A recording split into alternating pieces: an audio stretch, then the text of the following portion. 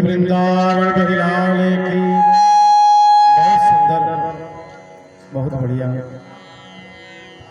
बड़ा ही भावपूर्वक उन्होंने गाया।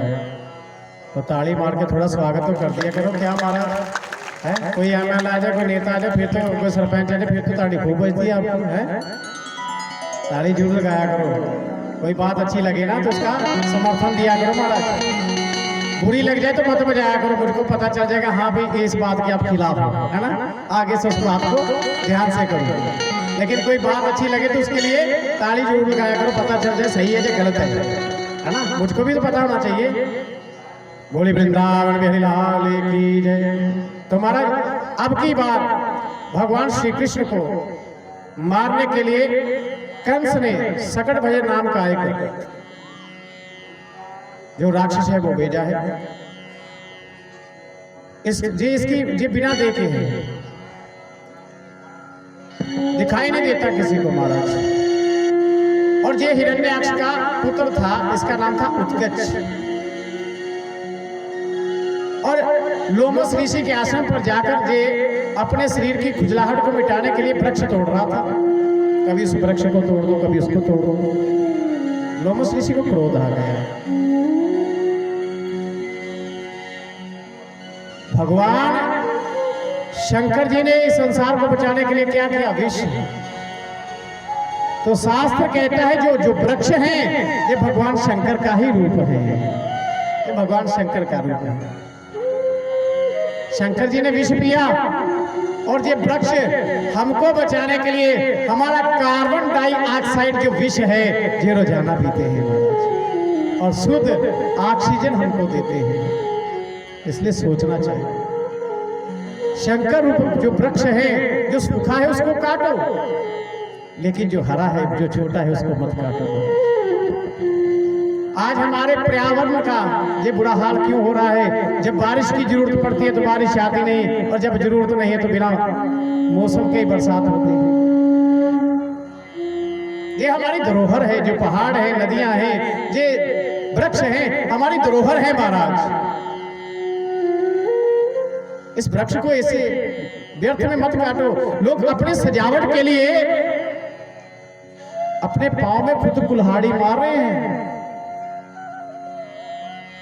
आप बंगले बनाते हो, कोठी बनाते हो, मुझको इससे कोई इतराज नहीं है। 2 मंजिल बनाओ, 4 मंजिल बनाओ, लेकिन ऐसे घरों में जाकर देखा कि 2-2 कमरे, 3-3 कमरे लकड़ों से सजाए हुए, लकड़ियों से सजाए हुए। व्यर्थ अपने सुंदरता के लिए, सुंदर दिखने के लिए दूसरे का विनाश कर रहे हो आप बिना बोल के। हमको हमारे शरीर को जलाने के लिए लकड़ी काम आती है। सोचो अगर लकड़ी नहीं मिली तो कल को हमारे क्या शरीर ऐसे ही पड़े रहेंगे? कुत्ते भी नहीं खाएंगे शरीर को, कुत्ते भी इस शरीर को नहीं खाएंगे। मैं ये नहीं कहता वृक्ष ने मत काटो, अगर एक काटते तो 2 लगाओ तो सही महाराज। काटना ठीक है, वृक्ष हमको ऑक्सीजन देते हैं और मरते मरते लकड़ी भी दे जाते हैं। लेकिन हमारा ये शरीर, कभी सोचा कि ये शरीर समाज को क्या दे रहा है? क्या दे रहे आप समाज को? सुबह उठकर नहाना और फिर खाना पीना, भोग विलास कर लिया, सो गए, सारा दिन ऐसे ही बीता। हमने समाज के लिए, हमारा कर्तव्य क्या है समाज के लिए? हम क्या दे रहे हैं भगवान को?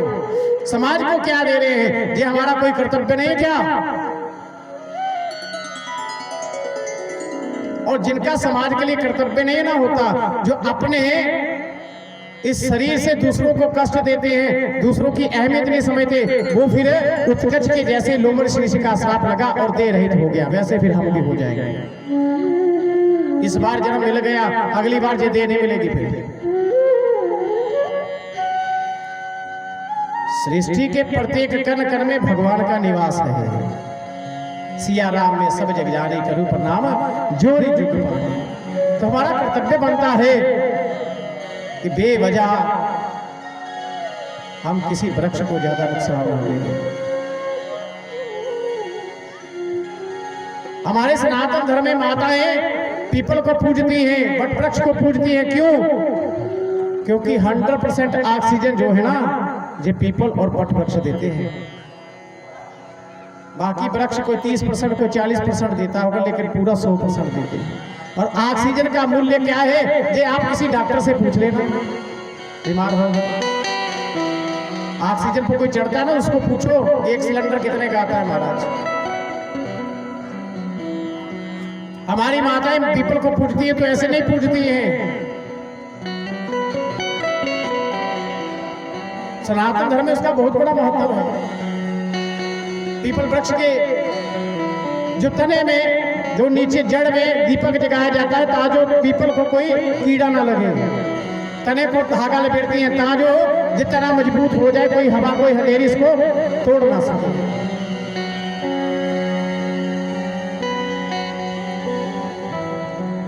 इसलिए जो शंकर रूप है बेवजह व्यर्थ ही इनका ज्यादा अपमान और मत करो। उत्कच आया है और भगवान श्री कृष्ण यशोदा मैया की गोद में है।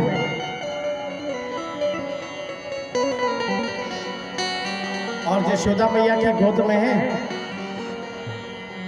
तो यशोदा मैया अब लल्ला को लिए हुए और सोच रही है कि मैं काम करूं या इसको संभालूं। तो सामने गोप सकड़े के ऊपर माखन इत्यादि लाद रहे थे, दूध दही इत्यादि। तो यशोदा कहती भैया मैं लल्ला को जहाँ पल्ले में डाल दी हूँ छकड़े के नीचे साए में जो छां में रहेगा, और बाद में अगर आप जब चलने लगोगे तो मुझको आवाज दे लेना, मैं अपने लल्ला को उठा लूंगा। और लल्ला खूब मस्ती में इधर उत्कच आ गया और वो जैसे सकड़े के ऊपर बैठा, कहा मेरा काम तो आसान हो गया, और अपने वजन से सकड़े को दबाने लगा। और ठाकुर जी का खेल खेल में जैसे अंकुश लगा और वो आसमान में सकड़े के साथ में उसका वध हो गया। और जब सकड़ा गिरा तो सब सामग्रियां बिखर गई। यशोदा मैया भागती हुई आई मेरे लल्ला, और जैसे आकर देखा तो लल्ला तो खुश है, किलकारी मार मार के हंस रहा है। तब यशोदा मैया ने कहा कि ये सब कैसे हो गया, कोई अंधेरे नहीं आया, कोई तूफान नहीं आया। तो पास में जो लड़के छोटे छोटे थे उन्होंने कहा कि जिस तुम्हारे लल्ला ने किया है, अपने पांव के अंगूठे से स्पर्श किया और जो सकड़ा उलट गया। अब मैया थोड़ा भ्रम में पड़ गई। मैया सोचने लगी मेरे शिशु पर इतने अत्याचार हो गए, इतना संकट आ रहा है। तो मैया ने अब की बार क्या किया, ठाकुर जी को घर से निकालना बंद कर दिया, कमरे में ही रखती है। अब सुबह सुबह गोपियां आती हैं और गोपियां आकर कहती है यशोदा मैया बहन मौसी, अरे तने के दरवाजा तो खोल दे, लल्ला का दर्शन करवाए दे, बहुत दिन हो गए, लल्ला का दर्शन करवाए दे। लेकिन यशोदा कहती है भाग जाओ जहां से, लल्ला को इतनी जल्दी सुबह सुबह मैं दर्शन न करवाऊंगी। सुबह सुबह आ जाती हूँ नजर लगाने के लिए, पहले नहला धुला कर इसको काला टीका लगाओगे फिर ही दर्शन करना। अब 9 बजे दर्शन करवाएगी तो 9 बजे में तो जो सुबह 3 बजे उठते हैं उनका तो आधा दिन बीत गया महाराज। गोपियों सुबह सुबह दर्शन करने के लिए आती है, किसका, बिहारी जी का। अब आपसे पूछता हूं मेरी माता, ठाकुर जी का दर्शन रोज करना चाहिए या कभी कभार करना चाहिए? अरे थोड़ी मुंडी हिला दिया करो रोज। लेकिन आप शंकर जी के मंदिर में कितने दिन जाते हो? सोमवार है ना, सोमवार ही शंकर जी को स्नान कराने जाना, बाकी 6 दिन तो बेचारे बिना नहाते रहते हैं ना। 6 दिन, एक ही दिन नहाना है ना, बहुत बढ़िया काम करते हैं। एक दिन में नहला दिए, बाकी 6 दिन शंकर ऐसे पड़े रहे। और कई कई तो भोग लगाने के लिए माता रानी के आगे मंगलवार जाते हैं, जय हो माता रानी, ये भोग लाला है ना, वो मंगलवार ही भोग लगाती है, बाकी दिन तो खाती कुछ नहीं माता रानी, है ना।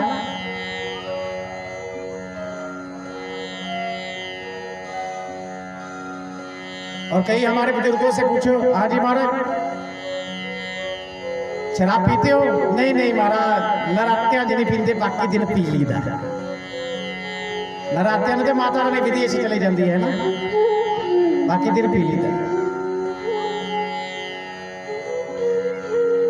अरे नरातों में क्यों छोड़ते हो, नराते में डबल डोज लिया करो।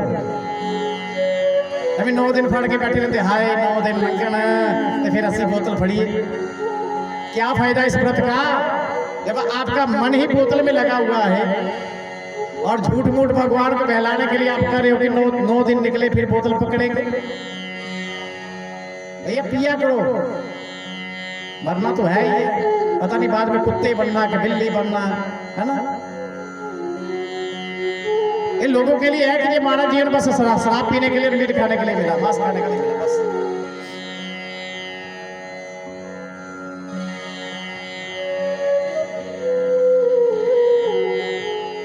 भगवान को के मंदिर में रोज जाना चाहिए, इसलिए शंकर जी के मंदिर में जाते हो जल चढ़ाने के लिए रोज। कई कहते महाराज ऐतवार नहीं जाते जी, छुट्टी है। ऐतवार तो हम तो छुट्टी हुई, भगवान भी छुट्टी होगी है ना, फिर तो सूरज भगवान भी निकलना बंद हो जाए। क्या छुट्टी आज संडे है, संडो आज निकलना ही नहीं बाहर, आज रह तो सुते देना। जब भगवान जब ये सारा देवता लोग अपनी प्रकृति में अपने नियम से चल रहे हैं, तो हम लोग नियम से क्यों नहीं चल रहे महाराज। कहाँ लिखा है कि ऐतवार में शिव के मंदिर में नहीं जाते। शिव महापुराण कहती है कि रविवार का दिन ही शिव का होता है।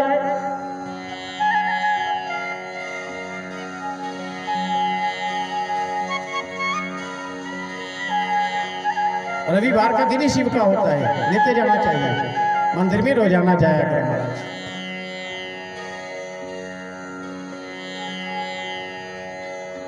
अच्छा, मंदिर में सुबह सुबह जाना चाहिए कि शाम को।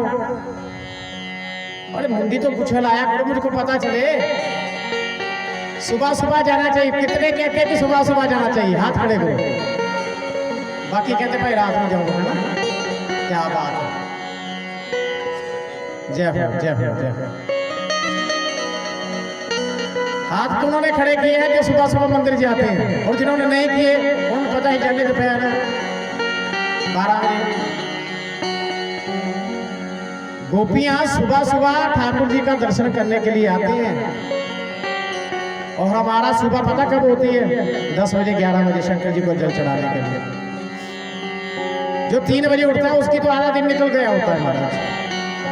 इसलिए आज हम दुखी है, क्योंकि मंदिर जाकर भी हमारा जो पूजा है वो उसका फल हमको मिल नहीं रहा। क्योंकि पूजा का भजन का प्रताप क्या शांति, पूजा का प्रताप भजन का प्रताप क्या शांति। और भजन करके मंदिर जाके आपके मन में शांति नहीं है, तो कभी भगवान में नहीं, कभी आपके भजन में है, कभी आपके भजन में है महाराज।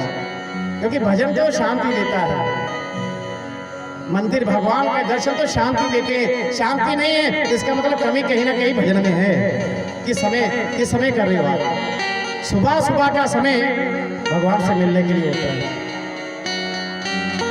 पहले ये लैंडलाइन जो लाइनें होती थी ना, तो जहाँ पर लोग पीसीओ एसटीडीओ में जाकर फोन करते थे, और कई बार लाइनें बिजी आती थी, और फिर वो एसटीडीओ वाला कहता था कि भैया आप सुबह सुबह आना 4 बजे। और सुबह सुबह 4 बजे आते थे तो लाइन मिल जाती थी फटाफट। ऐसे ही हमारे शास्त्र, ऐसे ही हमारे साधु महात्मा लोग कहते हैं कि भगवान से मिलने का जो समय है वो अमृत बेला है, मुहूर्त। उसमें मन सभी प्रकार के पापों से रहित होता है, उस समय निश्चल होता है। उस समय ये कब होता है? जब सूर्य के बाद किसी के संपर्क में आते तो मन हमारा चलायमान हो जाता है। सोकर जैसे ही उठते हैं तो कई प्रकार के विषय विकारों से रहित उस समय होता है, शांत वातावरण भी होता है, कोई उठा हुआ भी नहीं होता। और भजन तो अकेले में होता है, 4 बंदे बैठकर भजन तो कर नहीं सकते महाराज, है ना। हमारी माता चले जाती है ना मंदिर में शिव जी के, तो आज 5 इकट्ठी हो गई, तो आगे एक जल चढ़ान ले, कोई दीवा वाला ले, तो कोई कहती हाँ जी आप पहना आ जा, पह जा और सुना घर का की हाल है, तो जल शंकर के चढ़ाई कर दी।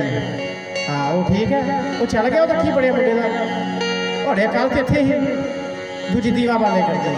अच्छा अच्छा अच्छा बह जा ठीक है, रोटी खा ली? अरे खानी है। तो हमारी माता ऐसी है, गई मंदिर में है लेकिन घर को फिर भी नहीं छोड़ती। और शंकर जी शिवलिंग से निकल कर चले जाते हैं कैलाश पर, तो ही गल्ला करो मेरी के ऊपर तमाम निकलते हैं। शंकर जी उस समय वहां नहीं रहते जहाँ 4 जनानियां इकट्ठी हो जाती है ना, माँ शंकर जी निकल जाते हैं, भैया इन्होंने जब अपनी फिलोसफी चढ़ा रही है तो मुझको भी भजन करने में बाधा आएगी, तो शंकर जी निकल कर चले जाते हैं। अब आप सोचो कि कमी किसमें है, उसको सुधारो। भजन किया मीरा ने, भजन किया धन्य ने, भजन किया नामदेव ने, भजन किया कबीर ने। उनसे पूछना भजन की क्या महिमा थी महाराज।